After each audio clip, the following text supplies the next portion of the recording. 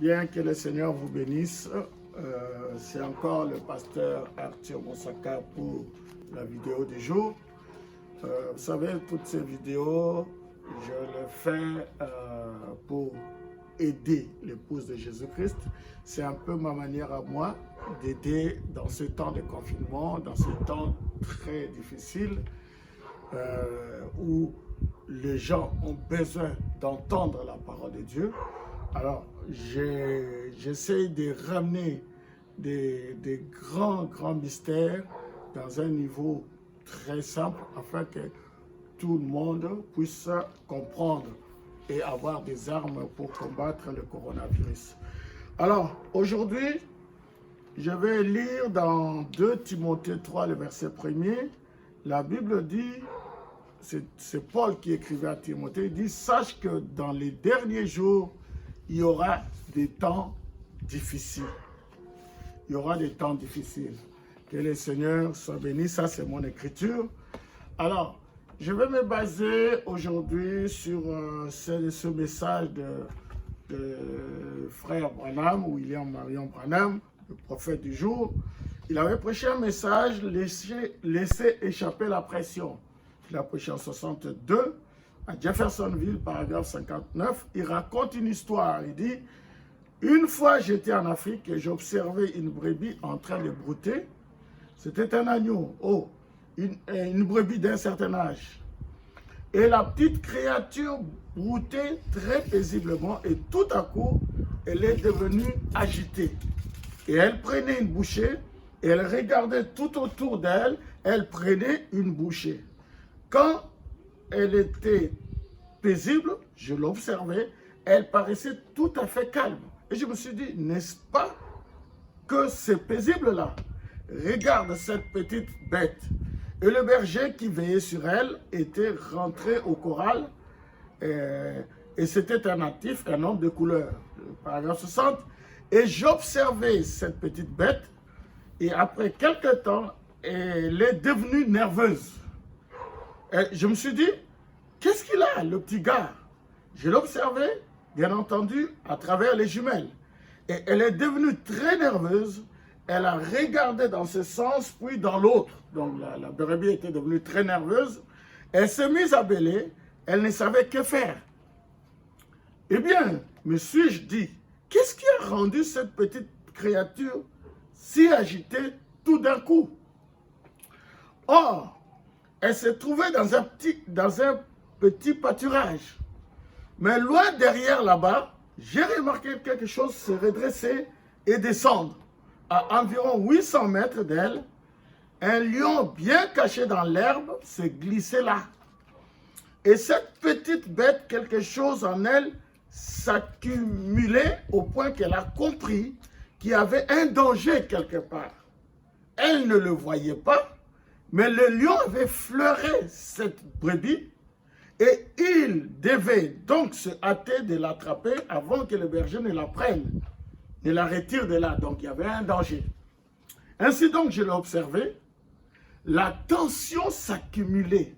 Et à distance, ce lion s'est glissé très furtivement, mais la brebis ne voyait pas ce lion. Mais juste quelque chose au-dedans d'elle lui disait qu'il y a un danger imminent. C'est ce qu'il en est aujourd'hui. En fait, il y a quelque chose dans les gens qui fait qu'ils pressentent plutôt l'imminence de quelque chose. Nous le savons bien. Les chrétiens le savent bien. Le monde le sait bien. L'ivrogne le sait bien. Le joueur d'argent le sait bien. Les hommes d'affaires, les gouvernements, les Nations Unies, eux tous savent que quelque chose est sur le point d'arriver. Cela crée une tension. Donc,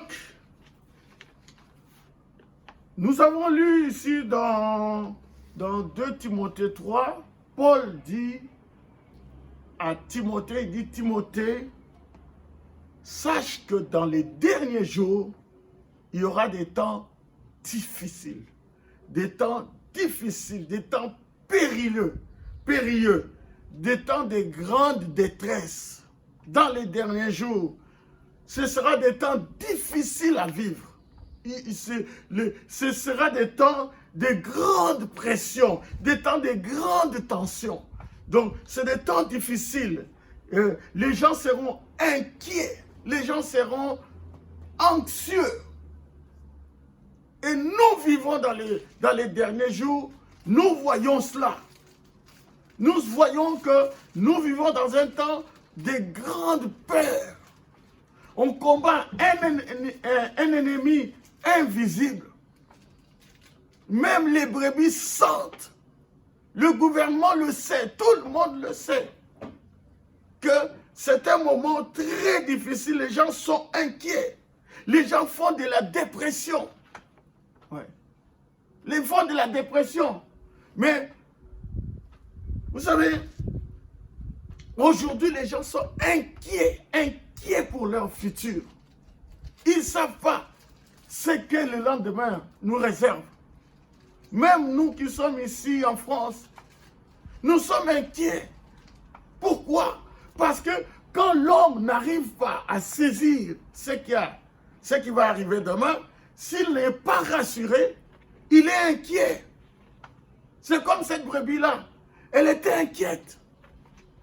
Le berger n'était pas là, mais il y avait un lion qui rôdait. Vous voyez? Et tout le monde sait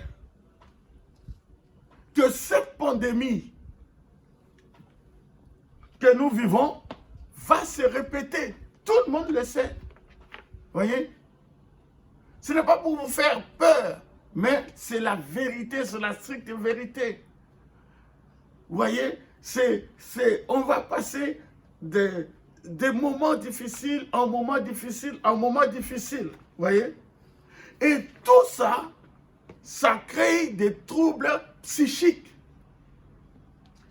Les gens sont inquiets par le futur. On combat un ennemi invisible, mais il n'est pas invincible. Alléluia. Les gens n'ont pas la réponse. Le gouvernement n'a pas la réponse. Tout le monde n'a pas la réponse, mais la réponse doit être quelque part. Jésus nous a déjà donné la réponse. Quand il y a une question, il doit y avoir une réponse. Dans Matthieu au chapitre 6, écoutez le traitement. Jésus dit, ici le verset 25, je commence par le verset 25, Matthieu 6, il dit, « C'est pourquoi je vous dis, ne vous inquiétez pas pour votre vie de ce que vous mangerez, ni pour votre corps de quoi vous serez vêtus.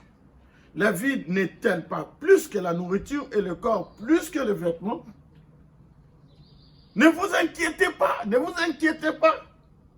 Regardez le verset 26, les oiseaux du ciel, ils ne sèment ni ne moissonnent, ils ne massent rien dans des greniers, et votre Père Céleste les nourrit. Ne valez-vous pas beaucoup plus qu'eux? Il nous montre, regardez les animaux, regardez les oiseaux. Vous savez, nous sommes confinés depuis peut-être une vingtaine de jours. Hein? Regarde dans quel état nous sommes. Nous pourrons même sortir, aller acheter du pain chez le boulanger, ou même faire des courses. Et vous voyez un peu ce genre de confinement. Mais nous sommes déjà inquiets, nous sommes déjà déboussolés, nous ne savons plus quoi faire. Maintenant, essayez d'imaginer les animaux que nous prenons, que nous mettons dans des cages. Les tensions, ils vivent dans ce genre de tensions toute leur vie. Et nous sommes tellement heureux, nous allons aux zoos et nous regardons tel animal, et puis nous le provoquons et tout cela. Ça nous amuse. Aujourd'hui, nous sommes dans des cages et les animaux se promènent. Hein? Maintenant, nous goûtons pendant 15 jours, 20 jours, ce que les animaux goûtent toute leur vie. C'est des moments de grande tension. C'est grande tension. Vous voyez? Et c'est sûrement les animaux, ils se disent, oh, regarde les humains, regarde-les. ils sont dans des cages. Voilà, voilà. Bon, je reviens sur Matthieu 6, le verset 27. Qui de vous, par ses inquiétudes, peut ajouter une coudée à la durée de sa vie? Qui? Frère Bonhomme, on lui a dit, mais Frère Bonhomme, si on dit que vous allez mourir demain, est-ce que vous ne serez pas inquiet? Il dit non. Il dit, mais pourquoi vous ne serez pas inquiet? Il dit, parce que l'inquiétude n'a aucune vertu. L'inquiétude va me rendre pire. Il dit, mais si on lui dit, mais et la foi alors? Il dit, mais la foi peut me délivrer. Et la foi va nous délivrer. La foi, c'est la réponse. Amen. C'est pourquoi, et pourquoi vous inquiétez au sujet du vêtement? Considérez comment croissent les lys des champs, il ne travaille ni ne file. Cependant, je vous dis que Salomon, même dans toute sa gloire, n'a pas été vêtu comme l'un d'eux. Si Dieu revêt ainsi l'herbe des champs qui existe aujourd'hui et qui demain sera jetée au four, ne vous vêtira-t-il pas à plus forte raison, gens de peu de foi? Ne vous inquiétez donc point. C'est impératif. C'est comme un commandement, ne vous inquiétez pas. Et ne dites pas, que mangerons-nous, que boirons-nous, de quoi serons-nous vêtus? Car toutes ces choses, ce sont les païens qui les recherchent. Jésus est en train de parler aux chrétiens. Il dit, ce sont des païens qui recherchent, qui sont inquiets. Vous les chrétiens, même s'il y a le coronavirus, sachez-le que Dieu va vous faire sortir de là. Pourquoi vous pouvez dire que non, de toute façon, nous tous, nous l'aurons? Pourquoi? Pourquoi nous tous? Toi, tu ne peux pas être l'exception. Ce sont des païens qui les recherchent. Votre Père Céleste sait que vous en avez besoin. Cherchez premièrement le royaume et la justice de Dieu et toutes ces choses vous seront données par-dessus. Ne vous inquiétez donc pas du lendemain, car le lendemain aura soin de lui-même. À chaque jour suffit sa peine. Nous vivons au jour le jour. Donc pour terminer, je vais dire ceci. Un chrétien ne s'agite pas, il se repose. C'est pour cela que hier, je vous ai donné un grand shalom. Un chrétien se repose. Dans Question repose de 64 fois, madame dit, si vous vous faites des soucis, cela va ruiner votre santé et c'est ce que Satan veut faire. Les soucis vont ruiner votre santé.